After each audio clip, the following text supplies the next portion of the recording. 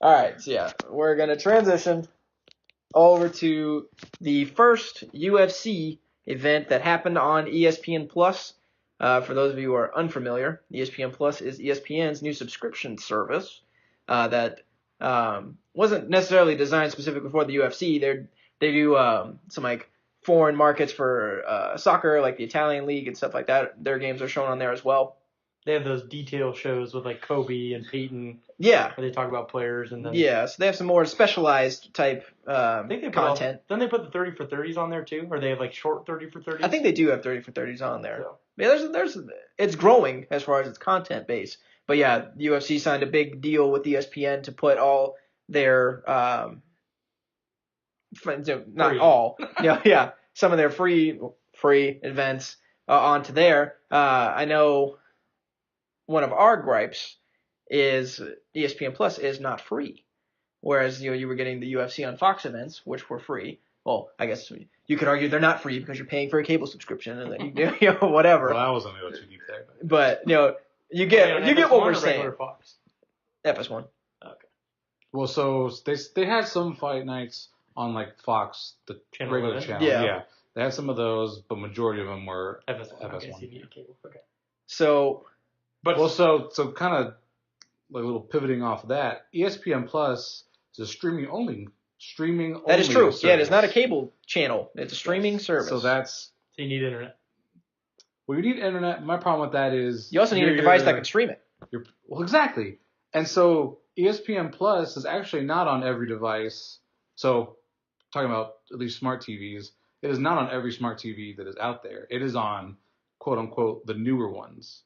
I was reading something about it. It's not on every device that you can get it on. It's on certain devices that the app creator chooses it can be on. Right. That's Well, it's not on like big app, like smart TVs. If you buy a smart TV, you don't just get ESPN Plus. You have to have streaming devices. Like I have an Apple TV myself, so like in my ESPN app on my Apple TV is the ESPN Plus service. The same thing would apply to anybody who has like a Roku or a Fire Stick or a Chromecast type thing. It's in the ESPN app. It's not its own app. Yes. Right. Gotcha. So, but you have to have something that can host the ESPN app to be Xbox, able to watch. PS4. Yeah, the gaming consoles will host them as well. So I agree with you. That definitely makes it a little bit more specialized, which I don't think achieves the goal that the UFC would want, in that you're trying to create a bigger market. Audience. Exactly. You're trying to get a bigger audience. I don't think that helps the cause. Who it affects are the people that want to watch every single fight. It doesn't help them get money from the casuals that they call them, the people who only, like our Nike loving friend that only watch John Jones fight. They're not the ones that are going to do this. Did he watch the last one we talked about? Well, to be fair, we were here watching the John Jones fight. He was here. No. Did he watch the episode that we called? Oh, I don't know if he Nike did. loving. If he did, then that's one more episode than you've watched. Oh! Fair point. This is where we need the. This little sound just comes up. Yeah. You just stare at me and just go. Yeah, exactly. I'll just have it right here. I'll just repeatedly To play devil's advocate to that point, John Jones is never going to be on an event where it's on ESPN Plus.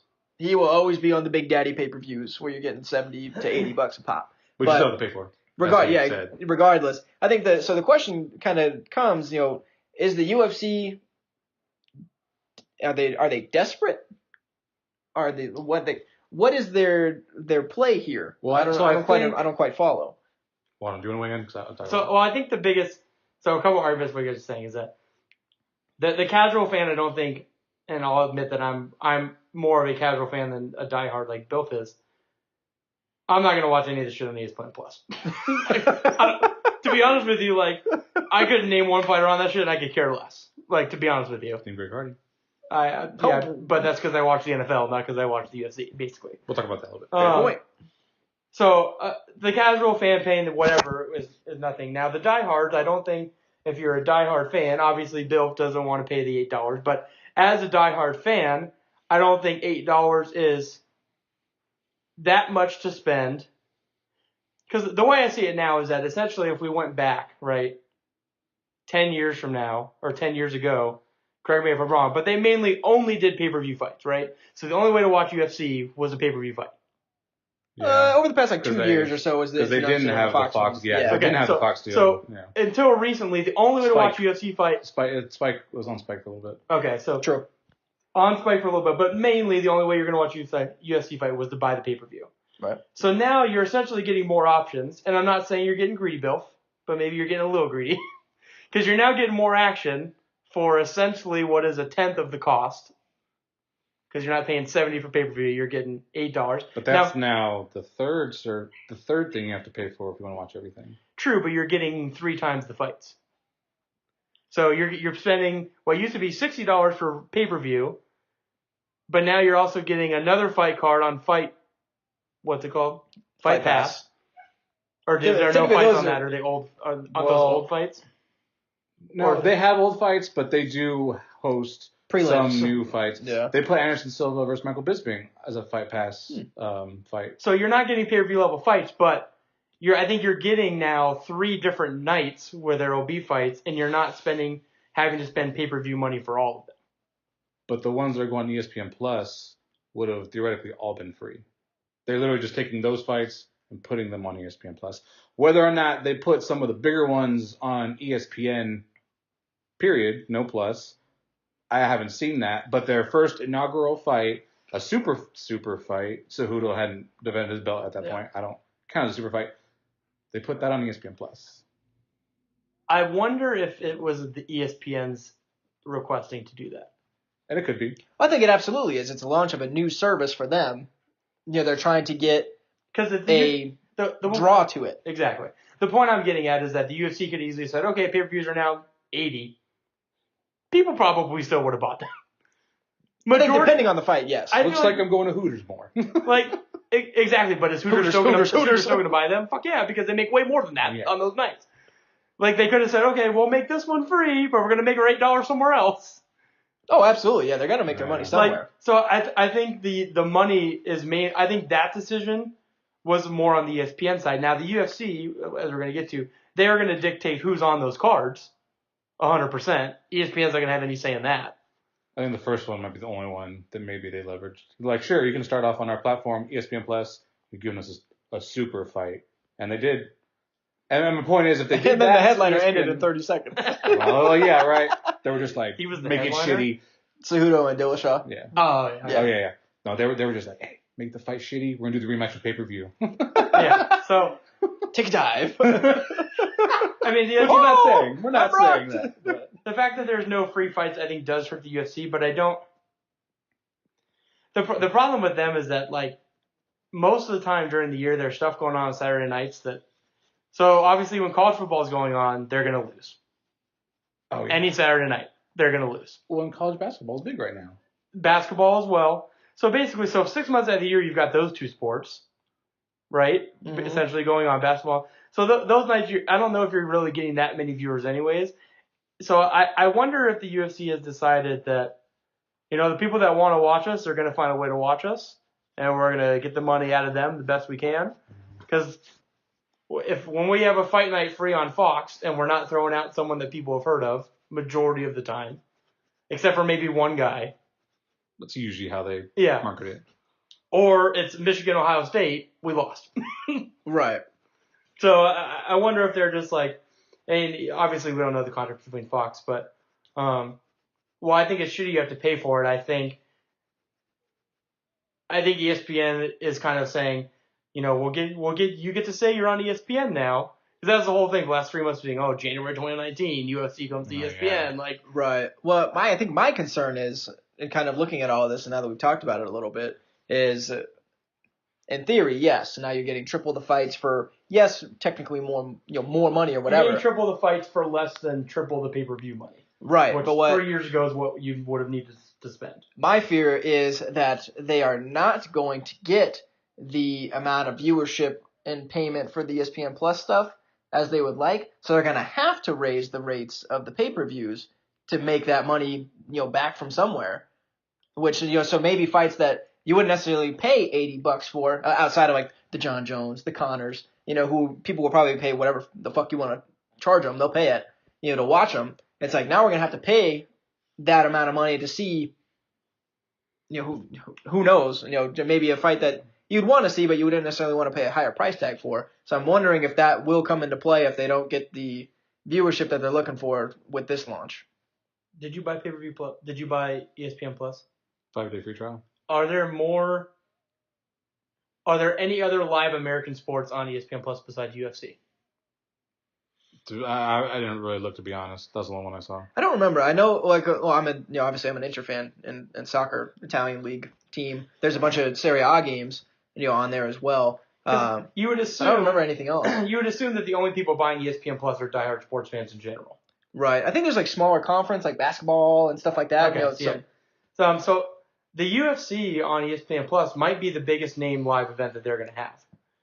And if you're already spending $8 because you want to watch 30 for 30s or you want to watch, the detail with Kobe or the detail with Peyton, people might tune in to watch it because you're spending $8. It's actually like that $5. plus what? It's cheaper than that. It's $5, right? Is it $5? I thought it was like $7. But anyways, $5. So do the fights stay on there? Like I could watch them today?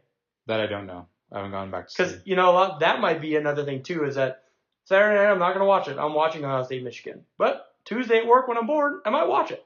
Because they have ESPN Plus and I don't want to do work. It'd